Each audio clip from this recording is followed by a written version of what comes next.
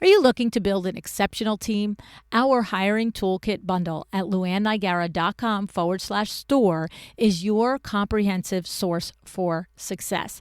Craft compelling job descriptions, know the right interview questions to ask, and implement a thorough evaluation process so you get the right person. These were developed in collaboration with my cousin Eileen Hahn and based on her 40 years of experience in building exceptional teams, plus my insights from 1,000 plus interviews. Our toolkits are tested and proven. Whether you're scaling from 1 to 3 or from 3 to 10 or from 10 to 20, the hiring toolkit bundle provides the guidance that you can use to plan your hiring strategy effectively. Go to LuAnnNigara.com/store and invest in your success by investing in the success of your team.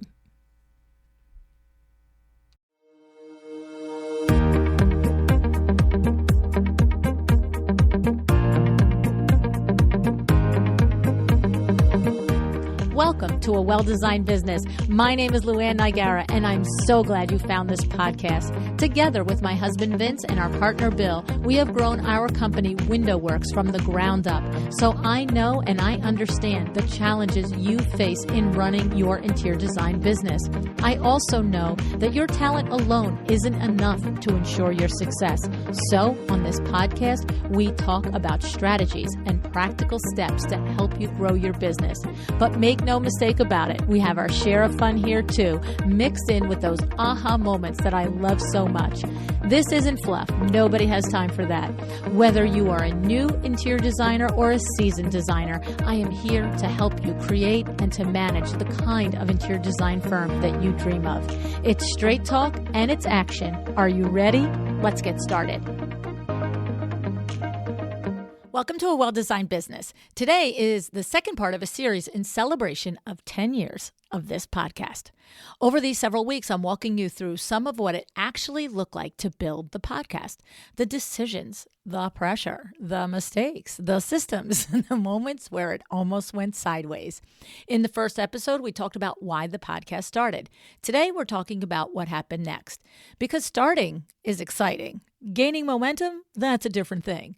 Now, before I get into it, I want to take a moment to thank made.The Studio.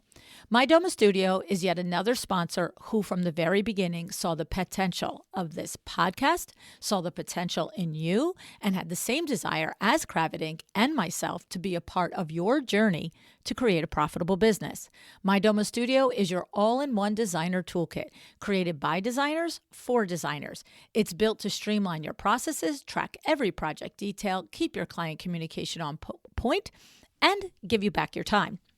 Ready to make your life simpler? Go to made.thestudio.com/a well-designed business and get 20% off your first 3 months. Don't wait.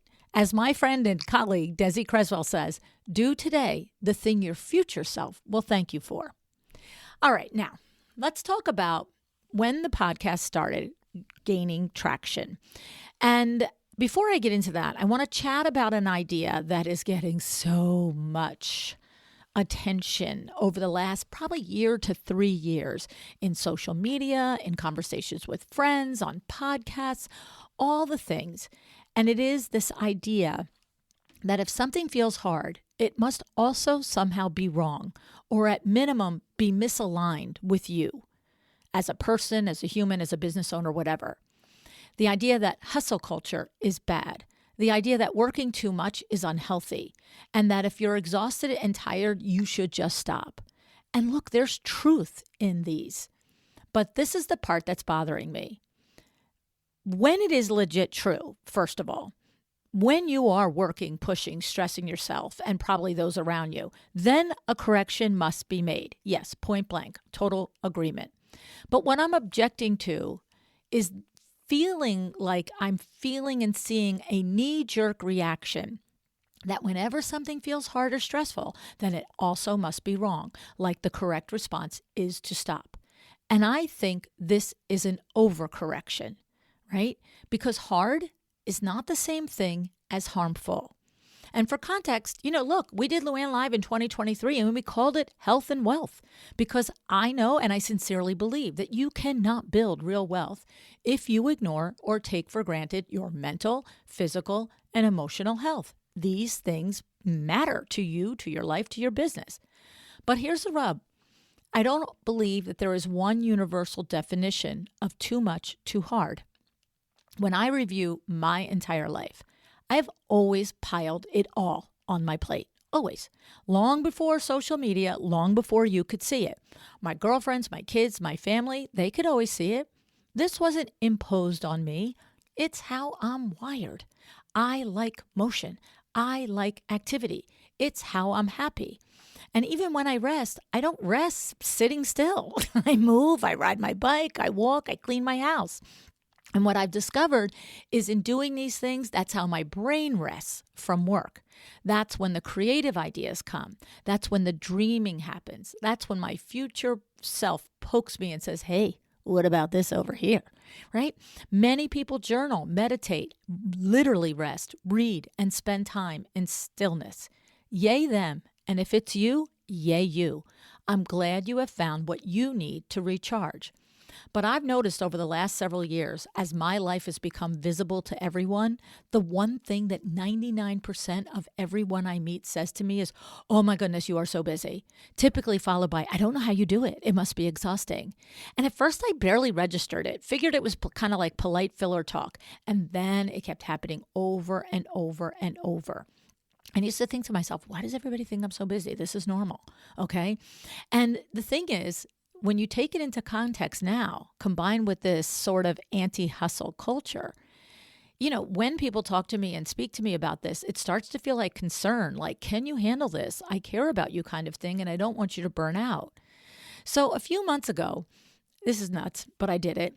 I actually stopped and asked myself, is being this busy, busier than most other people, an actual problem?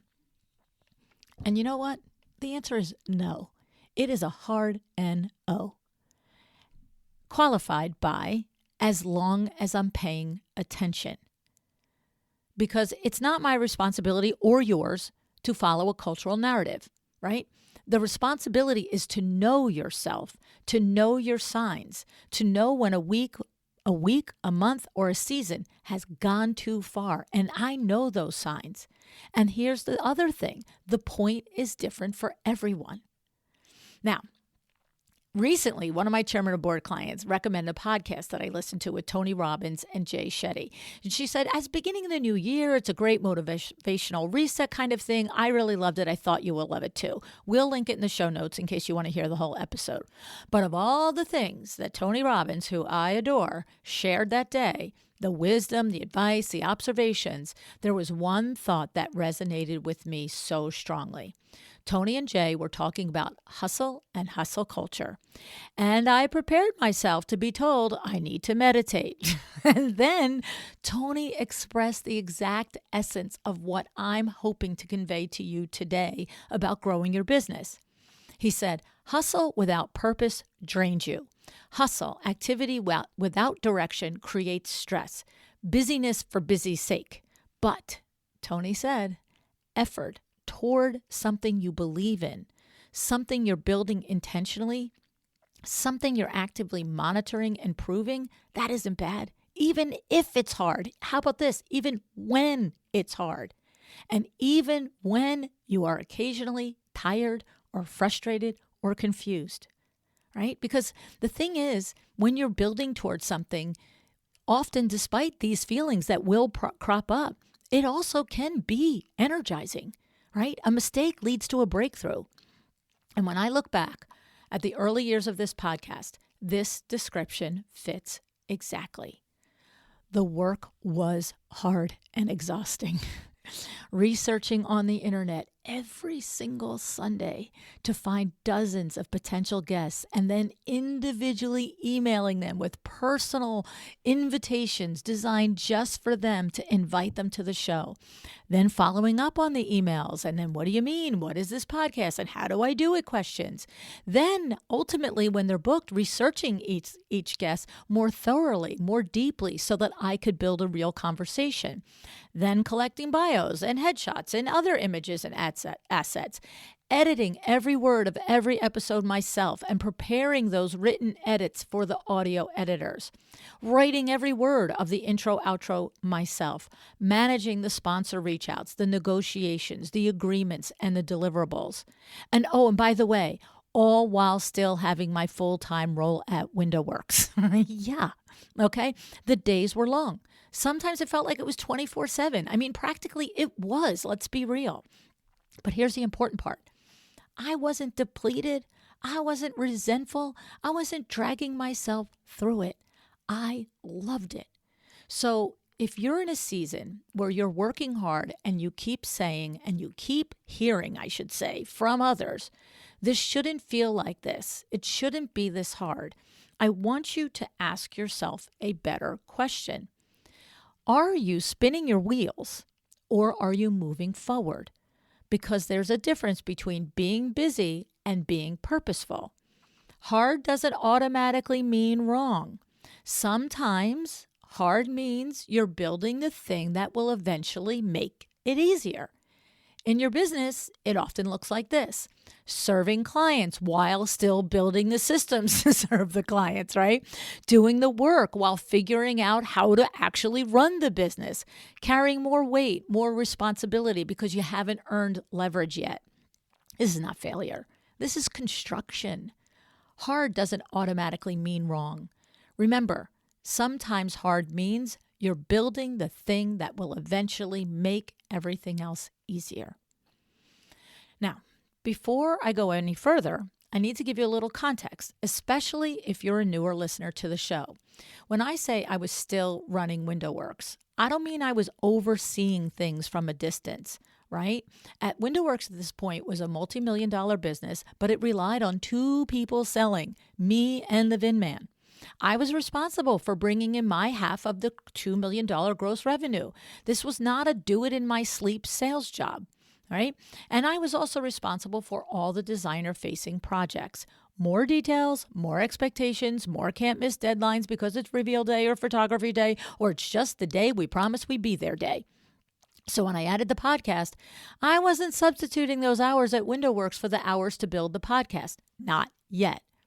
Instead, like any one of you who have started or continue to run your design business with another full-time position, this was stacking something else on top of something that already required me to be present, focused, and available. And the challenge, in addition to time, was that window treatment appointments are rarely predictable. And once the podcast started, that unpredictability collided with something new: fixed commitments.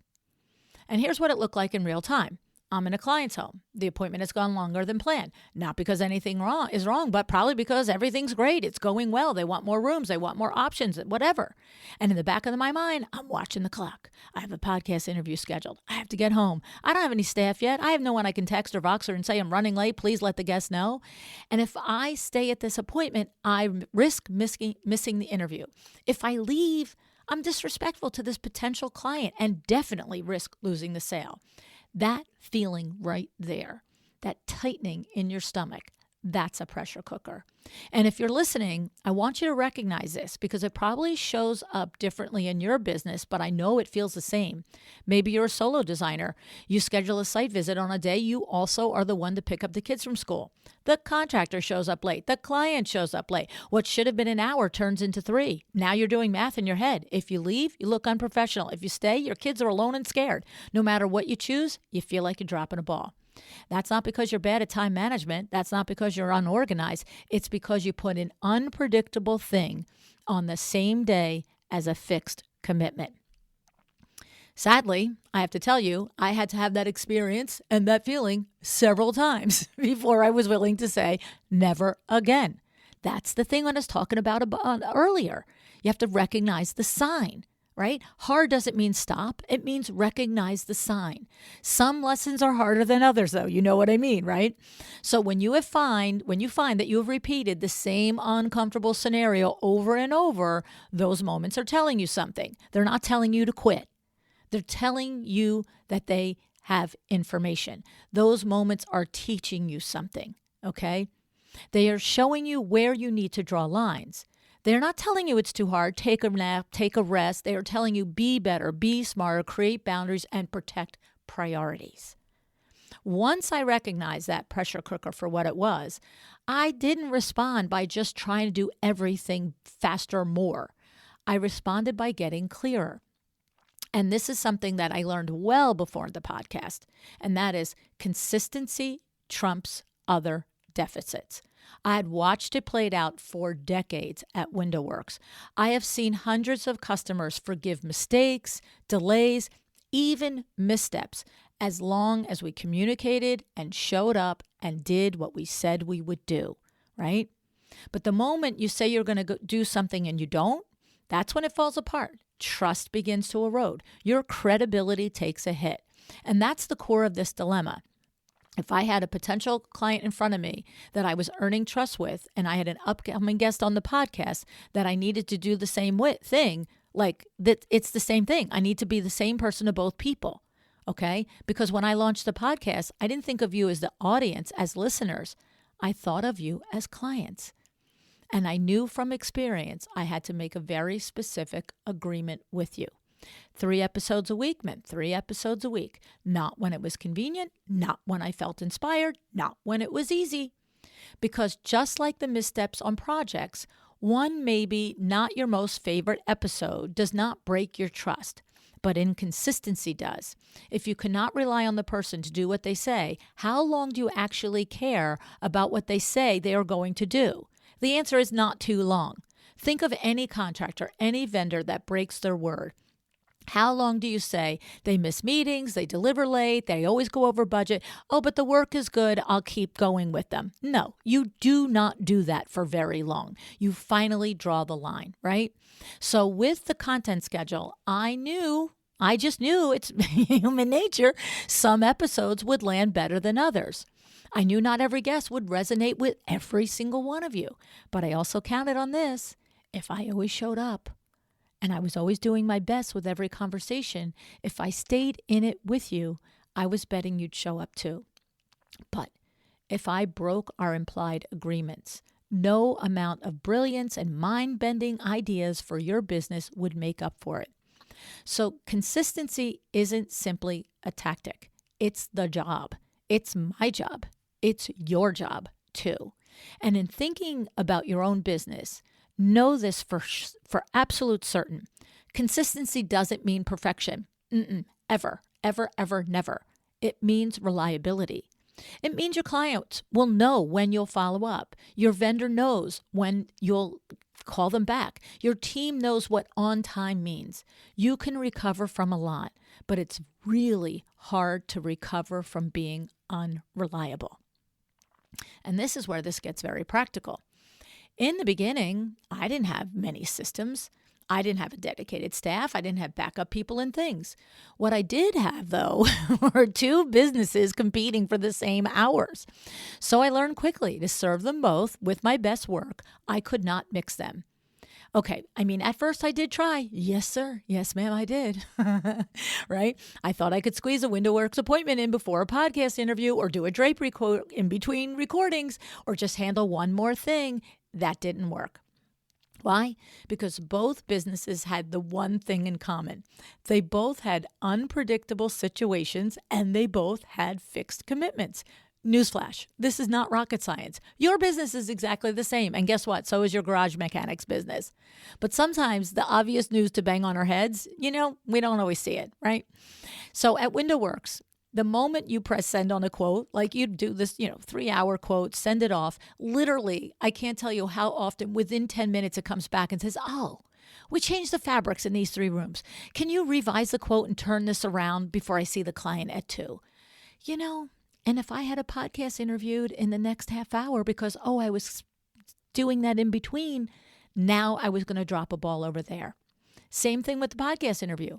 If it was a really good interview and it was going longer, what am I going to, I got to go because I got to do a quote? So when I tried to blend them, I ended up doing neither very well. So I made a rule. Podcast days were podcast days. Window Works days were Window Works days. No overlap, no exceptions. The decision made the work easier and it made it cleaner, okay? And this matters because that takes away the hustle for hustle's sake and puts it to the hustle for the effort, the hustle for the goal, right? And it will show up differently for you, but it's the same. So if you're trying to do site visits on the same day and admin work on the same day, maybe you're scheduling client meetings on day when you know you have a family obligation. Maybe you're trying to be everywhere at once and that's why it feels so heavy. This isn't a discipline problem. It's a boundary problem, right? Because before the systems, before software, before help, you have to decide what gets protected. All right. And for me, protecting the podcast meant honoring the commitment I made to you. And for me, protecting Window Works meant carrying my weight, meeting my sales goals, and not dropping the ball with our customers or employees. And the reality there, 12 employees' paychecks were riding on me showing up as fully present when I was there. You know, it was a me and a Vin thing, right? And the reality at the podcast, think about that sponsor, that reality and that responsibility. Sponsors like Cravat Inc. and MyDoma were there from the beginning. And they weren't like, we'll pay for it whenever you feel like showing up, okay? So clarity comes before scaling. Boundaries are intentional so that you can leverage them. And at the time, I actually thought that decision was the hard part. I was wrong, right? Here's the thing. I did not underestimate how hard the work would be to put together a quality podcast, right? I was never interested in a podcast. I was always interested in the best podcast. But I did underestimate the depth required to do my best in interviews, the volume of work before and after the interview, and the pressure of the never-ending cadence of rinse and repeat. And this distinction also matters because we don't typically break from one hard week, but we sometimes break when we realize that hard week is never going to end, right? So in the early years of the podcast, I was not surprised by the effort. I knew it would take time. I knew it would take focus. I knew it would require discipline.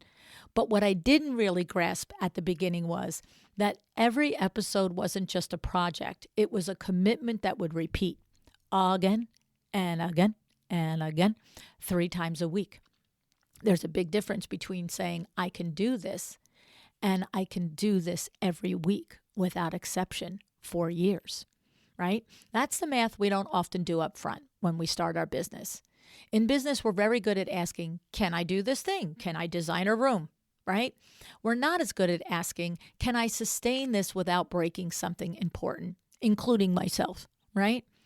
And that's why this shows up so early once momentum starts, because momentum is sneaky. At first, it feels like validation, more opportunities, more demand, more yeses. But momentum doesn't reduce the work. Instead, it multiplies the frequency of the work. The problem isn't that something takes you 5 hours to do. The problem is that it takes you 5 hours every single time. And that's where businesses quietly start leaking energy, joy, and clarity. You know, this shows up in your business too. I know it does. It's the one install that runs long. It's the fact that it's not the one install, I should say, that runs long. It's the fact that they all run long and you haven't fixed it yet. It's not the one contractor who needs extra hand-holding. It's that most of them need extra hand-holding and you get surprised every time instead of creating a system to, mitigate that. It's not that bookkeeping takes time. It's that it takes time every single month and you keep pretending it's temporary, right? Recurring effort without intentional design is where good businesses quietly exhaust their owners, right? That goes back to the Tony saying, right? And at this stage, I was not burned out by any stretch of the imagination, but I was beginning to see the shape of the future. And that matters because this is where you decide one of two things. I'm either going to keep muscling through this, or if this is going to continue, I need to redesign how it's done. And that question is the difference between momentum that carries you forward and the momentum that runs you over. It's also the difference, like I keep saying, between hustle for hustle's sake and hustle with intention, direction, and goals, right? And this realization set up the next set of decisions that I had to make, not about working harder, but about working differently. Once I understood that this wasn't about effort, but it was about recurrence, the next thing became obvious. Whether you do something once a week or 5 times a day, you must create clear, non-negotiable standards. Because without standards, repetition cannot fuel momentum. Reps without standards erodes outcomes, energy, and trust. Think about it. You could do 5,000 crunches a day, but if you do them the wrong way, using your neck and shoulders, and you're never going to get your abs stronger. You're never going to get a 6-pack, right? You're just doing the busyness of moving your body, but you're not moving it right. And this is where, it's tempting because you're so busy to just keep plowing through. But you know what? You want systems, you want software, you want help. But none of that can happen if you haven't first decided how you do what you do. For me, the first non-negotiable standard for the podcast showed up in audio quality. From episode 1, I required guests to use a basic external headset. Nothing fancy, $25 on Amazon, but it plugs into your computer. And the fact is, so many guests pushed back. They would show up to the interview and say, oh, my earbuds do the trick, or my Bose things, they're amazing. I can hear you okay. Oh, well, the sound of my built-in mic in the computer is great. Or my personal favorite, the sound on my computer was good for the other podcasts I've been on. Just don't get me started. Okay. And especially early on when guests were scarce, I didn't want to be difficult. It was really uncomfortable standing my ground when I got these pushbacks. I mean, it's still uncomfortable now, 10 years later. But I knew without a doubt from being a longtime podcast listener that if the audio isn't good, you don't stay. You don't power through. You don't give grace. You can't. I mean, and why should anyone stay for bad audio? I mean, it's an audio podcast, for crying out loud. Right? So when a guest showed up without the proper equipment, we didn't record. We rescheduled. Oh, and yeah, there were sometimes people showed up miffed, pissed, huffed, puffed, and canceled. Whatever. Keep it rolling. This wasn't rigidity for no reason. That was me holding my agreement with you, my client. Audio wasn't the only standard. There was also a standard for content. I wasn't going to entertain conversations without substance. Don't come to me with a big idea. Oh, it's the best idea ever, but you can't tell me how you make it happen. If a guest said, you need a really good bookkeeper, I needed them to tell me, how do I find a good bookkeeper? What do you review with your bookkeeper every week? What's different for you working with the good bookkeeper versus the bad bookkeeper, right? If someone talked about hiring great employees, I needed to know, what do we look for? How do we interview? Why does it make a difference in my business when I hire well versus hiring good enough? Because my responsibility wasn't just to have a conversation. My responsibility as the owner of this business was to protect the promise of the podcast mission, to help you build a profitable business, to protect the intelligence of the room, and to protect your time for showing up with me. Right? And there was another standard that surprised a lot of people, I will tell you. I decided from day one that we would not curse on this podcast. I have to tell you, believe me, anyone who knows me personally found that surprising. And actually, I remember my mom and Vin were the most surprised by this decision. Not because they didn't agree with it. In fact, they were glad. They supported it. But let's just say in real life, I'm not exactly a graduate of Miss Darlene's Charm School for Young Ladies, right? But I knew how people listen to podcasts. I knew how I listened to them in my car, with my kids, in the office, with my employees. please, right? The podcast wasn't about expressing myself. It was about creating a space that you felt comfortable to come to and to be in. Standards aren't about control. They're about intention, about your brand, about your mission, your vision, and your values. And here's why I know this makes sense to you when you cross it to your business. In your design world, you have standards, right? I hope you've got them formalized, but I know you have them even if they're in your mind. Formalize them, by the way, if you don't. But like maybe in your firm, a standard is that grout always matches tile. It never, is contrasting. You don't argue about it. You don't waffle on it. You just know it works. Maybe in your firm, you only use high-grade performance fabrics in family rooms. No matter how confident the client is, it'll be fine because you know how that story ends. Maybe in your firm, a standard for you is unless a room can be closed off by a door, that room is considered a common area and the paint color does not change from the adjacent area, right?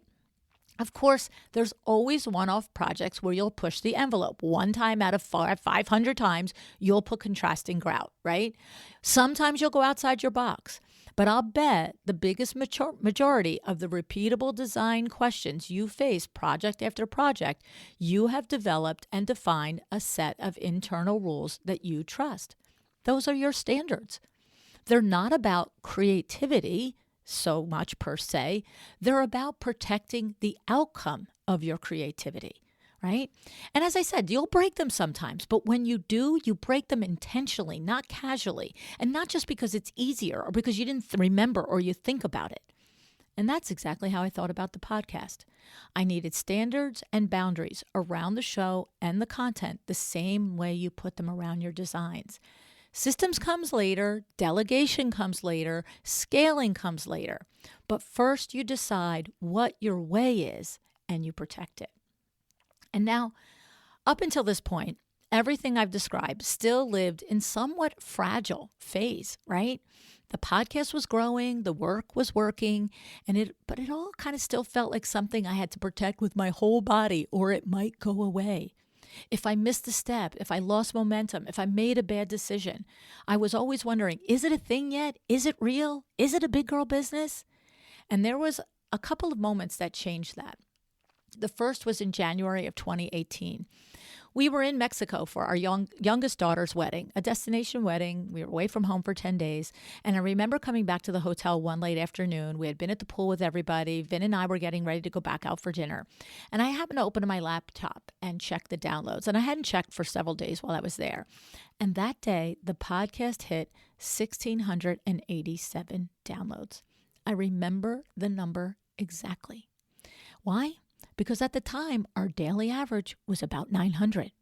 And you know what? It wasn't a celebrity guest. It wasn't a special promotion. It was a spike that had no explanation, except it was just happening. I remember looking at Vinny and saying, we had 1,687 downloads today. And he looked at me and said, is that good? And I said, yeah, that's really good. It's almost double our good. And that moment, something shifted in me. Not relief, not celebration, recognition.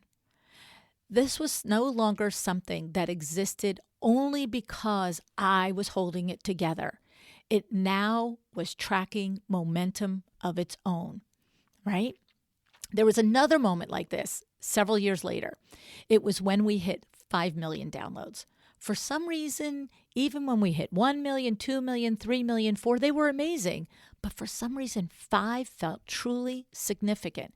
Now we're almost 9 million downloads, and the 5 million mark stands out for me. I remember that day, the day I expected it to hit based on our data. I was checking the podcast platform all day, waiting for the number to roll over. I wanted to see it. And I did. It was surreal and it was cool. Did that mean the work stopped? No. It didn't mean I relaxed my standards. It didn't mean I stopped paying attention. But it stopped feeling like a fragile glass that I was holding in my hands, right? And now it told me that the work, those standards, those hours were coming together and they were worth it. as long as I stayed in my values, as long as I made thoughtful decisions, as long as I was a good steward of what I was building, this thing would keep moving. And if you're listening and you're waiting for that moment in your business, I want you to hear it. It doesn't arrive when everything is perfect. It doesn't arrive when things get easy. It arrives when repetition, standards, and consistency quietly stack long enough that the business begins to carry some of its own weight. You don't stop showing up, but you do stop feeling like if you blink, it will disappear. The shift is from fragile to real. And once that happens, the work in front of you changes. Because now the question is, how do I keep this alive? The question is, how do I take responsibility for what this has become? There was another moment not long after that surprised me in a different way. Up until then, I understood that the podcast was valuable to you. You were learning, you were growing, you were making amazing changes in your business. You shared this with me. But I thought of the podcast as something I was doing for your benefit specifically. And then one of my early Power Talk Friday expert guests said something to me that started to reframe it in a different way. She had been on the show once before. We had a fabulous conversation, smart, thoughtful, generous with her knowledge. And I invited her back on the show a few months later, and then again after that. And then here we are for our, I think it was the third interview. And one morning, we're getting ready to record. It was early. We made an appointment for like 8 o'clock in the morning. And I was leaving for a speaking engagement that day, just in a few hours from then. And everything felt rushed. I didn't want to cancel her, though. I knew I was lucky to get her back on the show again. She was, as you've heard me say a billion times, a #smart lady. And the thing is, when we started and said hello, she noticed my vibe despite my efforts to be calm. And she asked me if everything was okay. And I said something like, I probably shouldn't have scheduled this for today. I have a flight in like 4 hours and I'm not even finished packing. But when you asked for this day and time, I didn't want to say no. I really appreciate you're doing this with me again. And I know it's a commitment away from your business and your family. And so I'm good. Let's go. And she looked at me and she said, can we just be real about something for a second? In the last 6 months, since being on the show the last time, I have made more than $60,000 from clients who found me through your podcast. And while that money is good, heck, it's great. She said, the sweet part is your listeners, the clients that I get from your show, they come to do the work. They are a joy to work with. So you got to know, whenever you call, whatever time you want me here, I'll be here. And I remember just sitting there, because it was the first time I fully understood what this had also become. This wasn't me just giving value, getting value from guests and giving it to you. This wasn't me asking guests for favors. It was, but not just. And it wasn't one-sided. It was mutual. We were creating a platform where you learned how to build a better business. The experts also grew their business, and the ecosystem reinforced itself in the most positive, wonderful, amazing way. And then years later, the filmmaker and now my dear friend, Jude Charles, put language to the something that I was sensing and experiencing but hadn't been named. He interviewed me for hours for his road mapping process, which he does when he does a docuseries with you, which I highly suggest you check out mine and the others that he's done. But after hours of interviewing me and asking me questions, I can picture him. He's standing at a whiteboard and he turns around and looks at me and goes, you know what you are, Lu? I mean, really? When it cuts all down through all of it? And I said, what, Jude? And he said, you're an economy. And when I thought about it, I got it. Because in the process of teaching you how to be profitable, I had also built something where everyone around us became more profitable too. And this realization changed how I thought about the responsibility here. Because once other people's livelihoods were impacted positively by what I was building, it was no longer about whether I liked it or not, or I felt inspired or not, or in the mood or not.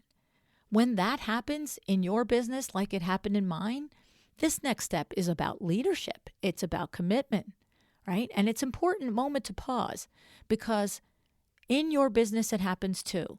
It's the moment when your vendors rely on projects from you through the consistency of your pipeline.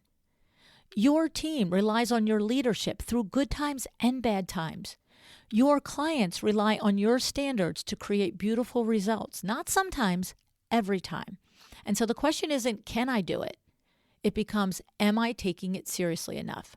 That's a different weight, not heavier, clearer.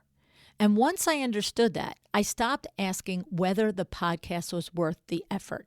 I started asking whether I was building it in a way that deserved the trust it had earned.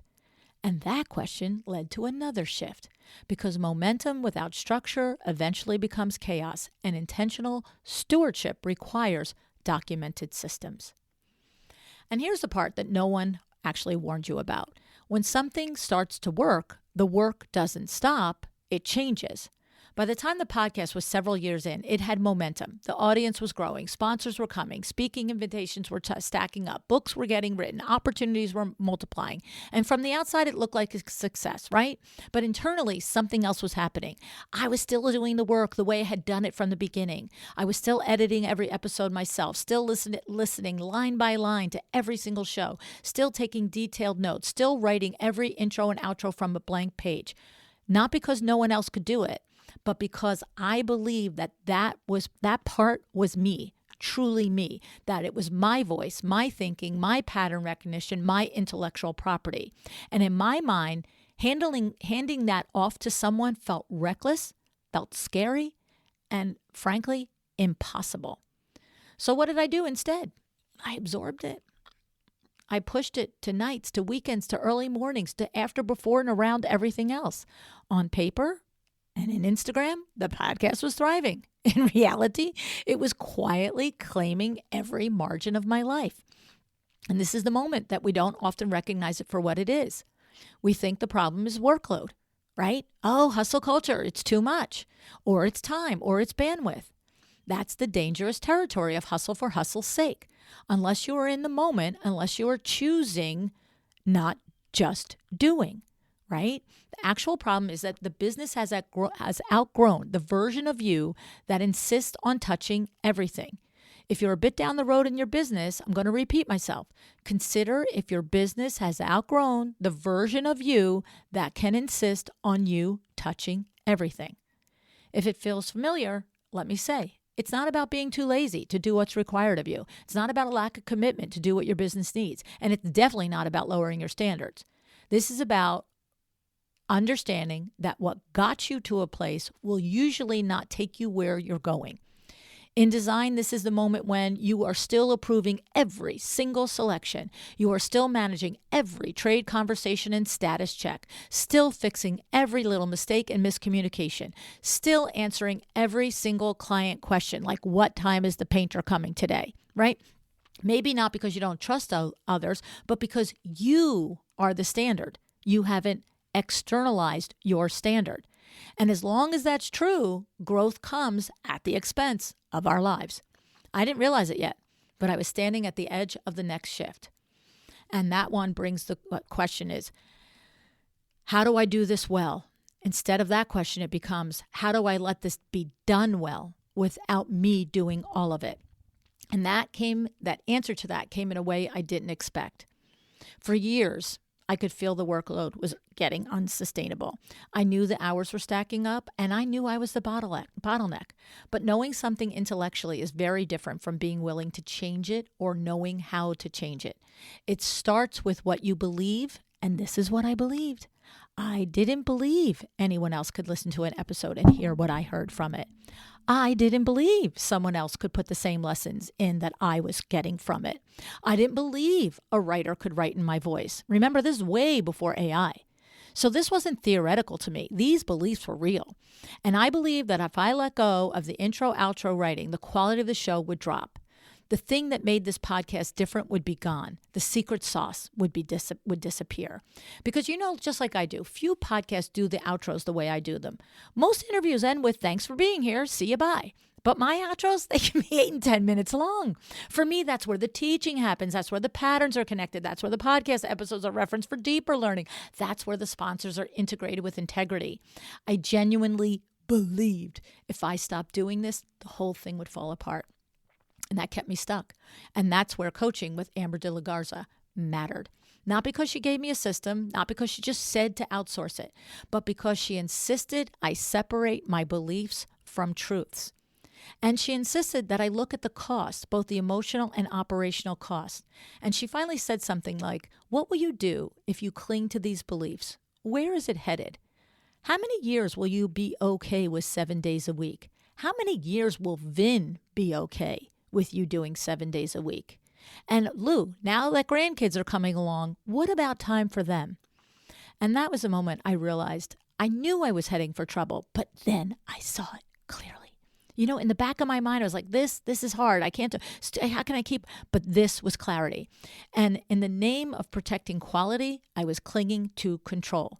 And that's pretty funny 5 years outside of this exact conversation with the benefit in hindsight of today, because I wouldn't say I was clinging to control. Today, I would call it actually clinging to maniacal control.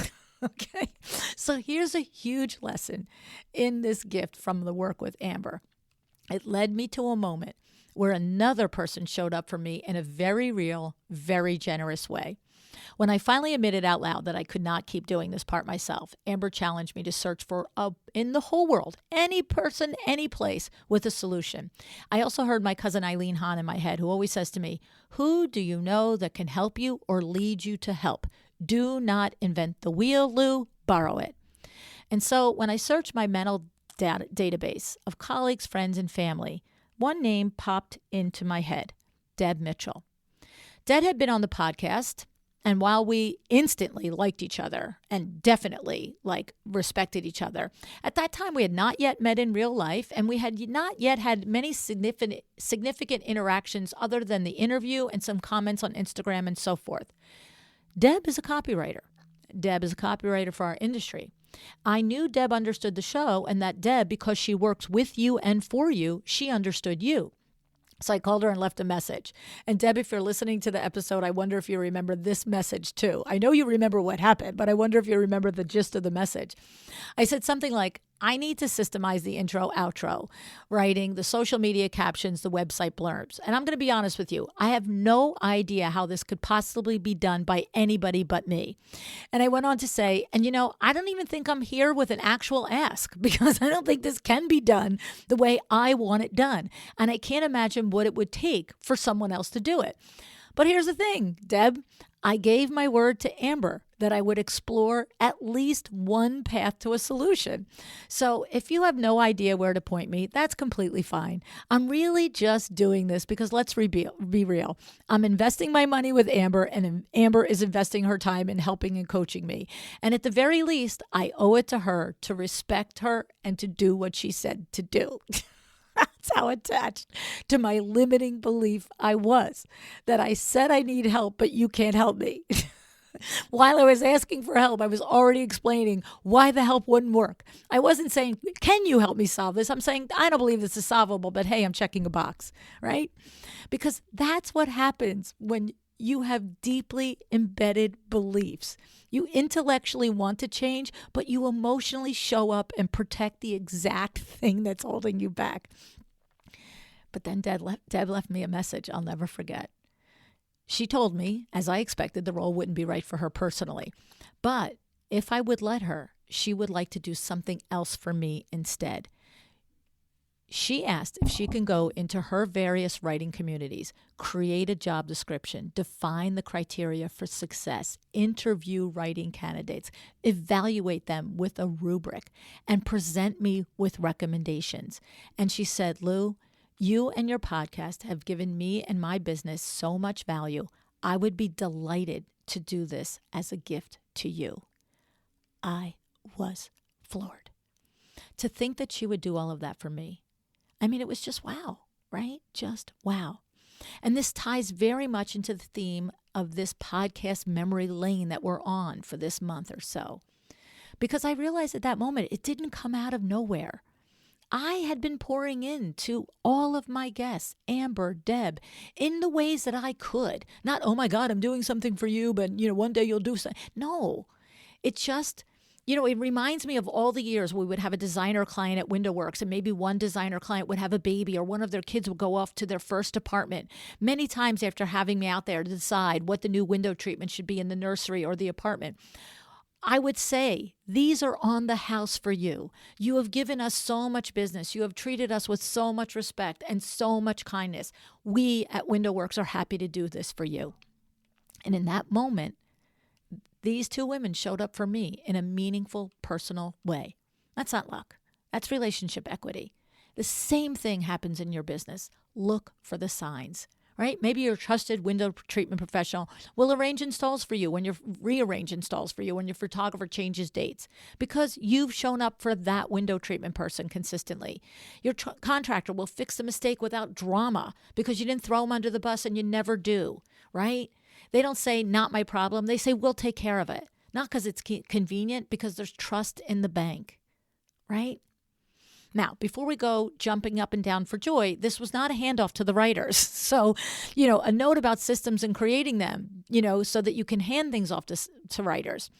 I still had the same fears about the show quality in this new process, which meant it was a non-negotiable that I had to build a system that protected my standards.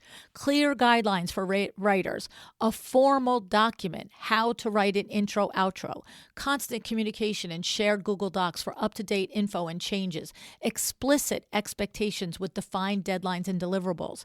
I was already taking notes during every interview. Now I took notes for the writers. I would literally write, this connects to what guest X said in a previous episode. This reinforces from the lesson from Y episode. This idea enforces and supports the product of XYZ sponsor. Make sure that's connected for the listener.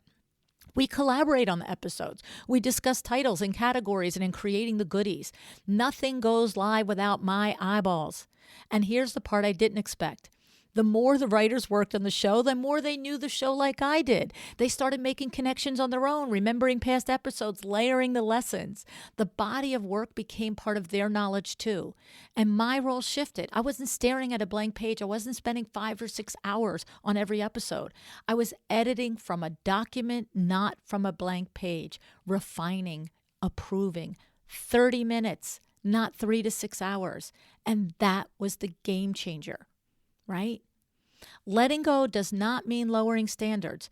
It means documenting them, communicating them. It means protecting them in a way that does not require your constant presence. You're not losing control. You're stepping into leadership. Once the standards were clear and the right people were in place, the next phase wasn't about adding more work. It was about moving friction. Over time, the systems evolved from informal to intentional. Early on, that looked like small but meaningful changes. Guests could not schedule until their assets were uploaded. No more chasing bios, headshots, or links. No more last-minute scrambling. Every workflow was documented, not because I love process and creating documentation, but because I owe it to myself, I owe it to my team, just like you, to yourself, and to the people you work with to do this. Today, the podcast runs through ClickUp. Every episode has a clear path. Every handoff is visible. Every role is defined, from me to the podcast coordinator, to my executive assistant, to the writers, to the audio editors, to my marketing coordinator, to our external social media team. Defined, clear, no guessing. No one says, oh, I didn't know. Anyone can say, I forgot. I made a mistake. I misunderstood. But no one can say, I didn't know. That's a big difference. This is what allows a team, especially a remote team, to work smoothly. This is what reduces friction. This is what makes growth sustainable. And here's the important part. None of that freedom comes from letting go and hoping. It comes from knowing that systems exist to support and foster excellence. This is what I teach you on the show. I know you know this, but unfortunately, this is where most business owners hesitate for far longer than they should. Right? Now, let's talk about the emotional side of this, because growth doesn't eliminate pressure. It changes the nature of it. There's still pressure, but it's pressure by choice. I often think of it like a professional athlete stepping up to the home plate, right? High stakes, a lot riding on the moment, but also they're exactly where they want to be, right? The pressure is responsibility. For me, it's responsibility to you, responsibility to accuracy. It's responsibility to respectfully challenging something that doesn't quite sound right based on my experience, right? Responsibility to say, I don't know when I don't. And that's important to say out loud. I've never felt the need to be the smartest person in the room. I'm comfortable learning publicly for you to see. I ask questions. I change my ideas, my mind, my beliefs about things when I see a better way. I let you hear that process. And I think this is in part because I started at 53 years old with more than 3 decades of business experience behind me. I know this informs this ability to be okay with learning publicly. It grounds me, it gives me context, and it removes the pressure to perform expertise and instead to share it. Think about where you are now. Even if you've been a designer for even less than 5 years, you know more than your client does who has never been a designer. Be confident in what you know and what you don't know. Be confident to go get the answer. Your client wants guidance, direction, expertise, not perfection. If they knew it all, they wouldn't have called you. So it doesn't matter if you own the answer or you get the answer. It matters that you are there with the information for their benefit. If you ever doubt this, think about the show. Could you care less if Nicole Heimer of Glory and Brand teaches us about, a good website and what it's supposed to do, or Kate O'Hara teaches about the luxury client? You don't care that they teach it instead of me, as long as you get the info. You don't think less of me because they taught both of us at the same time. Instead, you appreciate me because I brought them to you. Hello? Same with your clients. You lead, you do, you guide. They're happy, rightfully, right? So here's why I want to end this episode. Talent alone is not enough. And romanticizing talent without business discipline is one of the most dangerous mistakes I see, because it creates cash flow without wealth, activity without profitability, pride without security. You can be incredibly talented. You can be published. You can be busy. And it still might not be a business that supports your life. The real power comes from the combination, talent and business acumen, creativity and financial literacy, vision and systems. This is what creates longevity, creates freedom, and creates wealth, not just a salary. And that's where I want to leave you today. What I've been describing is not hustle. It's not grind. It's not luck. It's what happens when you build something intentionally with standards, clarity, and leadership. And then you stay long enough to see what it asks of you next. Because once the foundation is solid, something very interesting starts to happen. Opportunities don't feel random anymore. They feel earned. And what comes next isn't about what you can build. It's about what you have to become in order to build and lead it well. So in next week's episode, I'm going to talk about that shift. All right. I have to say, thank you so much for joining me today. I hope you are enjoying this little travel down memory lane. If you have questions on the episode, you can comment with me in my Facebook group, on the Instagram post. You can always send me an email. Thank you. Decide to be excellent.